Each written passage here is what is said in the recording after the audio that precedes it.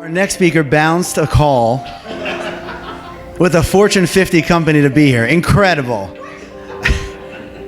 But we are very fortunate to have Ms. Christy Vogel here with us, CEO and founder of Marketing Direction, and notably, a member of the USF Fast 56, listed in the top 10. Thank you for being here. What I am going to do is take you back to Progress Village, which was my 6th grade center, not too far from here.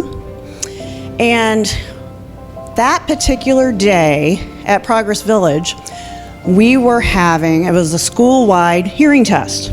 So we were in the media center, and all the kids were lined up in the media center. There was one chair, much like this one here, and a pair of headphones. And so one by one, each student would sit down in that chair, and then they would lift their hands every time they heard a beep. Heard a beep on the right, you lifted your right hand.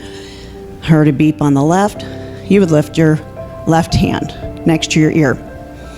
So one by one, each student sat down, beep, beep, beep, up, went back up to class. I sit down in that damn chair, and I wait for the beeps. I wait for the beeps. Beeps didn't come. So I'm thinking, there's something going on with this machine. I'm not quite sure. I'm trying to figure it out. I'm really confused. Before I could figure it out, I get jerked up out of that damn chair, and I get taken to the back of the line while all of my friends are laughing and snickering because they think I'm screwing around. Oh, what's Christy doing here? I wasn't screwing around. So I was told to go back to the end of the line and figure out what I had done wrong and figure out a way to do it right next time. So I had about 3.5 minutes to study the beeps that the kids were doing in that damn chair. Maybe twice on the right, twice on the left. Oh, but wait a minute, the next person, it was a little bit different. I've got to figure this out. There are 3 more kids in front of me. I got to figure this out, and it keeps changing. I don't know what I'm going to do, but I'm going to pass this test because I'm not going to get in trouble again. It's my turn to sit down in that chair, and I just start lifting my hands. I think I said a prayer right before. I start lifting my hands. I failed. I didn't hear the beeps. The beeps never came. I got yanked out of the chair once again, and at about that point, another parent volunteer, who, they weren't trained for this kind of thing, decided, gee, maybe Christy's not hearing the beeps. It is a hearing test after all, and that's why we're here, to see if the kids can hear or not. So thank God for that parent, because otherwise I think I would have been sent to the principal's office for screwing around. So fast forward a couple of weeks later, I was sent to a hearing specialist in Seminole Heights. That hearing specialist, the building still exists today. So in Hillsborough County, if you fail the school hearing test, you were sent to a hearing specialist. So there I was with my mother, and an audiologist gave me a more specialized test. No beeps, thank goodness. So I was put into the soundproof booth. We had a headset again, but again, no beeps. So I'm like, okay, that's good. The beep thing was just off, so it wasn't me not hearing the beeps. So instead, what we were gonna do is something a little more fun. So the audiologist explained, you're just gonna repeat after me. I'm gonna say the word hot dog. You say hot dog. I'm gonna say cheeseburger. You say cheeseburger. And I'm like, okay, this is gonna be kind of fun. So she puts me in the soundproof booth, puts the headphones on, closes the door. There's a window in the soundproof booth. So I see her, the audiologist, sit down, and she proceeds. Cheeseburger. Pfft, cheeseburger. I can hear this. Hot dog. Hot dog. I do really well in this, and I'm like, I have got this. And it was my mission to pass this test because hearing aids were not cheap then. They're not cheap now. A couple of weeks prior to this happening, our dentist told my parents, my mother, who took us all the dental appointments, that I needed braces. That did not go down well in my household. So we had money for food, don't get me wrong. I bought my own shoes as well. But, I didn't consider ourselves poor, but there was no money for braces. There certainly was no money for hearing aids. So it was my mission to pass this damn test. So I was rocking it. We got cheeseburgers, we got hot dogs, no problem. So the audiologist says, "Good job, Christy." I'm like, yeah, I rock this. So, it's just me up there still, so no worries. So, second time around, we're gonna do the same thing, Christy. Still in the soundproof booth. I'm like, okay, let's do it. I'm a rock star. I've got this. So she proceeds to go on with the words again. She says, "Hot dog." I hear, I can't repeat that. I'm sorry, can you say that again? She says, "Hot dog." I hear, She says, "Cheeseburger." I hear, I'm not gonna pass this test. I don't know why the hell she's doing this to me. She turned down the volume. I can't hear what she's saying to me. She's making me fail the test, and I don't know why she's doing this to me. So we wrap up that portion of the test. She allows me out. My mother's standing right here, and all I could do is go to my mother and say, "She's turning down the volume. She's making me fail the test. I can hear. I don't need hearing aids. I am fine. I rocked the first part of the test. I heard your cheeseburger and I heard your hot dog. You turned down the volume."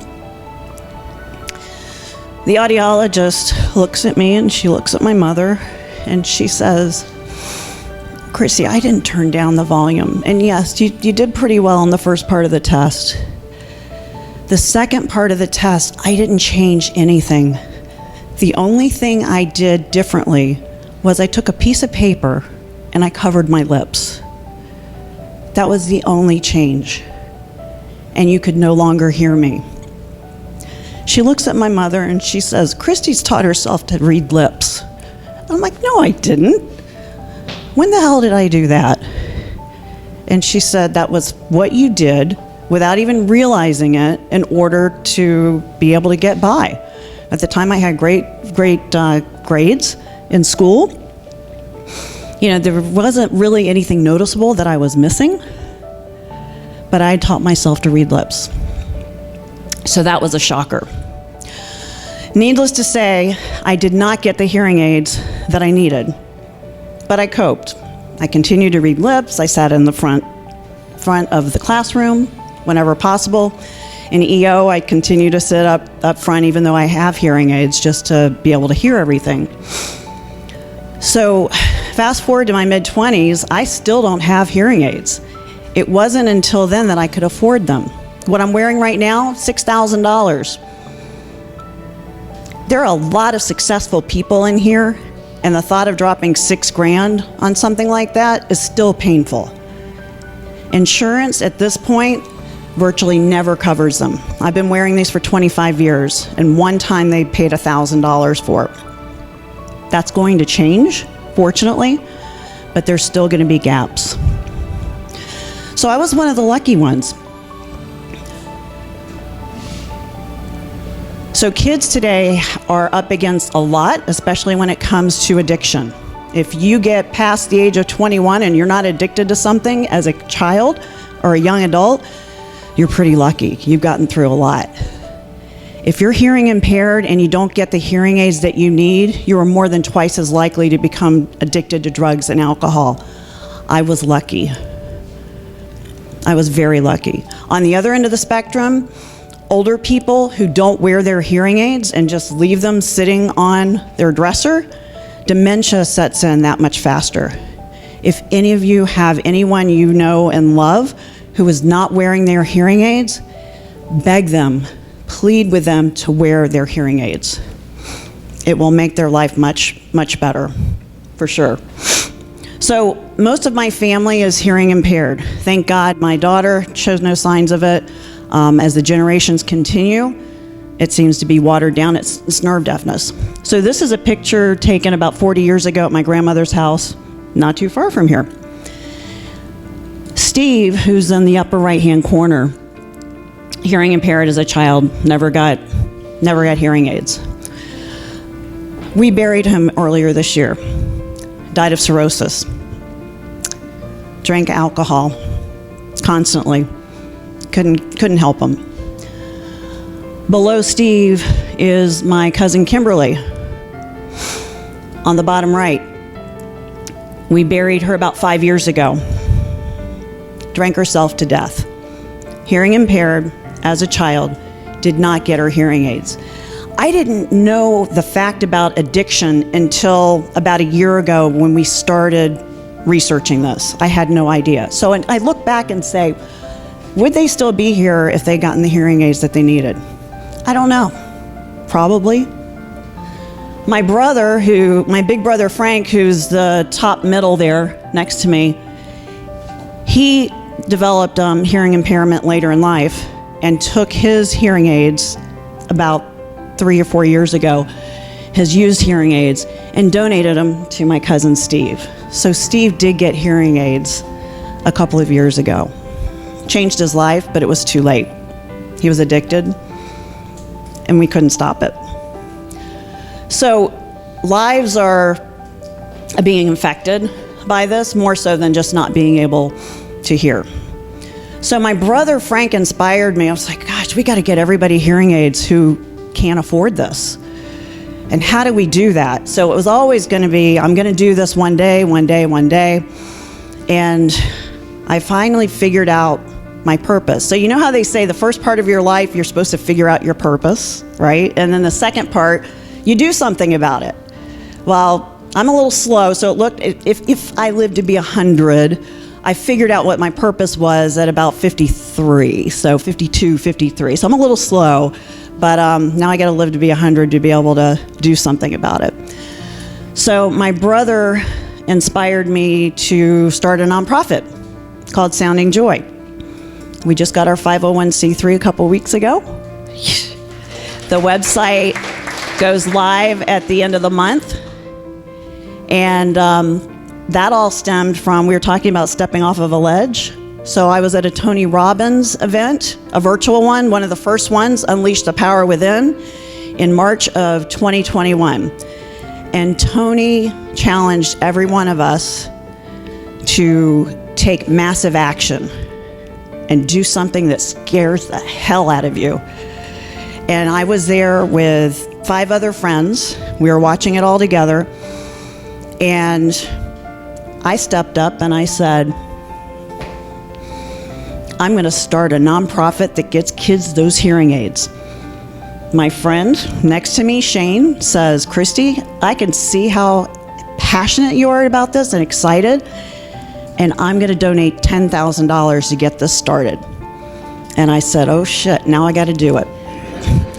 Because it was out there, and it's like, oh, nobody's going to hold me to it. So the whole thing behind this is that up until about a year ago, and it struck me, I was going over the Howard Franklin Bridge, driving over the Howard Franklin Bridge, thinking about anything but driving, and it struck me that all of this that happened, being born hearing impaired, figuring out how to read lips, not getting those damn hearing aids until my mid-20s, if I hadn't gone through that, if that hadn't happened to me, I never would have been passionate enough about this to do something about it. I would have said, oh yeah, those facts are sad, whatever. But I had to go through that in order to be passionate enough to make a difference about it. So this didn't happen to me. All this shit that we have to climb over and all these hurdles that we're having to deal with, this is happening for you so that you do something about it. So my experience happened for me, and I am so blessed that it did. And I thank you guys for listening to my story.